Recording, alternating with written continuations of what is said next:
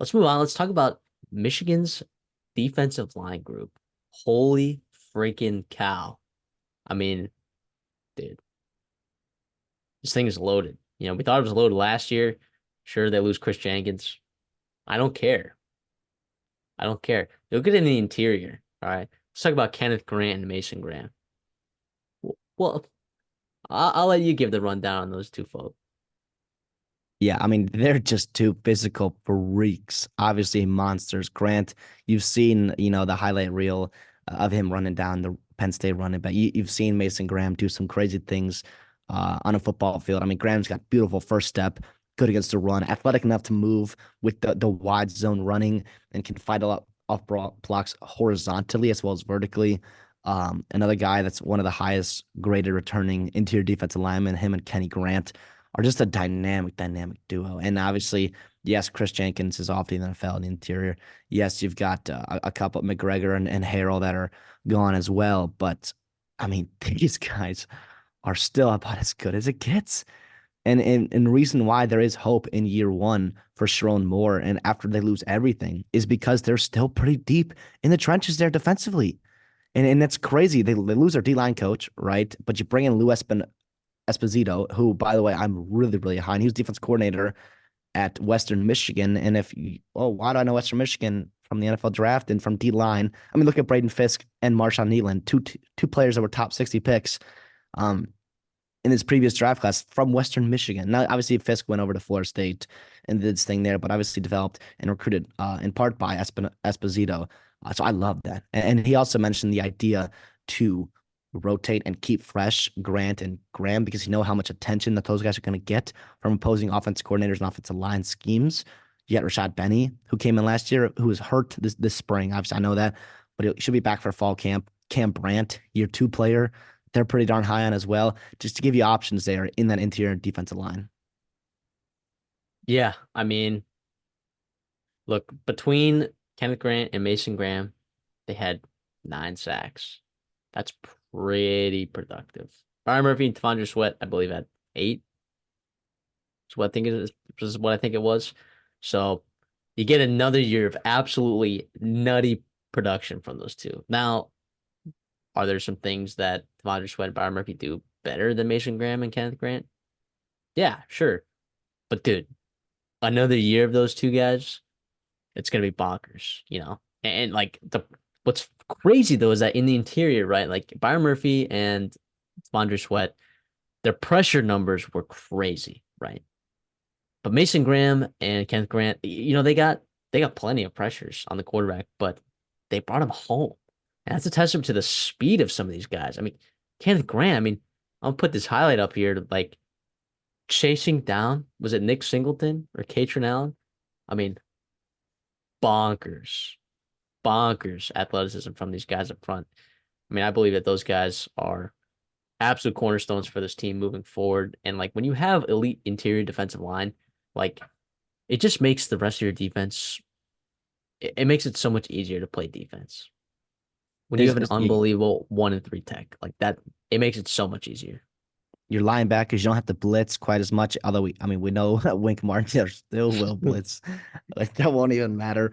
But again, also I do think that especially like in the Big Ten and a year where there are not a ton of elite quarterbacks, where you look around college football and there is not a ton, in my opinion. A lot of these guys are there's 6 of them went in the first 12 picks of this NFL draft.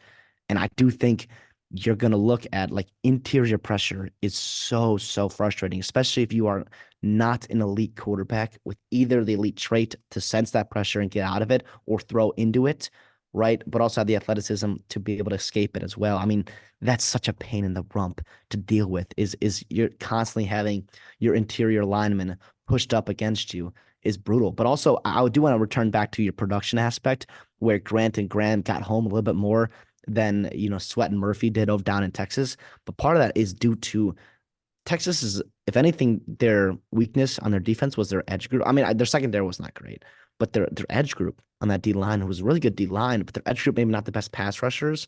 And I do think that's where what makes this D line room complete is that you're going to have that interior pressure from Graham and Grant and Benny, but you also have, I think, pretty darn good and toolsy edge rushers as well. Josiah Stewart, Derek Moore, guys who have gotten a ton of snaps in their career. Derek Moore looking to really um, take a next step into being a damn good pass rusher as well. Stewart returning as well, and then Etta, a guy I want to highlight at 6'4", 292, who ran 11 300-yard dash out of high school, and he's a guy, second year dude, that's given them more versatility.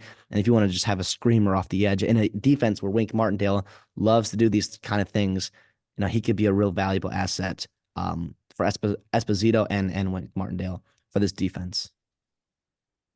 Yeah, I mean the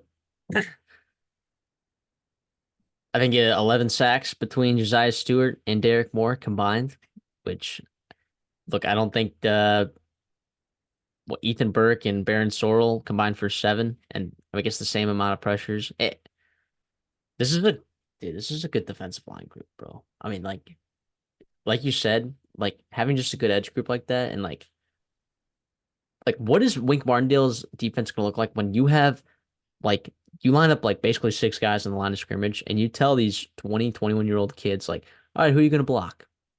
Right? Who is it gonna be? Figure it out. Right? And you have all these stunts, and then also too, like if you just like get some of these athletes in space, like even these big boys, if you just get them in space, like and moving around, like they're dangerous.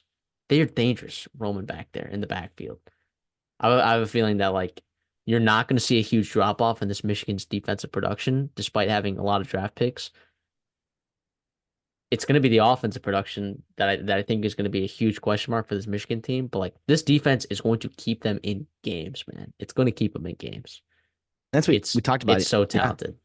In year one with Sharon Moore, who has a ton to replace you, like you said, offensively, O line, quarterback, running back, receiver, like every tight end as well. Although I love Colson Loveland, but they have so much to focus on offensively. And Sharon Moore, an offensive guy in year one as a head coach, I think it gives him a ton of it's just a huge advantage, right? Knowing that your T line is going to be just loaded, and you got a veteran guy back there, Wink Martindale. But also, like we talked about when we entered this video, is like these position groups are going to determine conference races and other big time outcomes in college football in 2024. And you're looking at Michigan's schedule, and I just instantly I want to take the under because I'm like, well, you play 3 top 10 teams probably, and you might trip up, on the road over at Washington. You got USC coming into town, yada yada yada. But at the same time, like I physically struggle to take the under. I don't know if I can because of how good this D line is and the floor that it gives you in the Big Ten, where you're playing teams like Illinois, Michigan State, Minnesota, USC, Northwestern, Washington, Indiana, all these teams that like just by pure willpower and force of this D line that you can just go out there and it doesn't matter what you do offensive. You could run the ball, not turn the ball over, and you could just overwhelm these teams and these quarterbacks. And it's such a luxury to have, and a testament to how well they've recruited and developed there. That to have the kind of depth where you lose 3 guys to the NFL and you still have arguably one of the best defensive line groups in the country as well. So it's incredible. And I know Graham and Grant were 2 highly sought after guys in this portal, even though they weren't in it ever.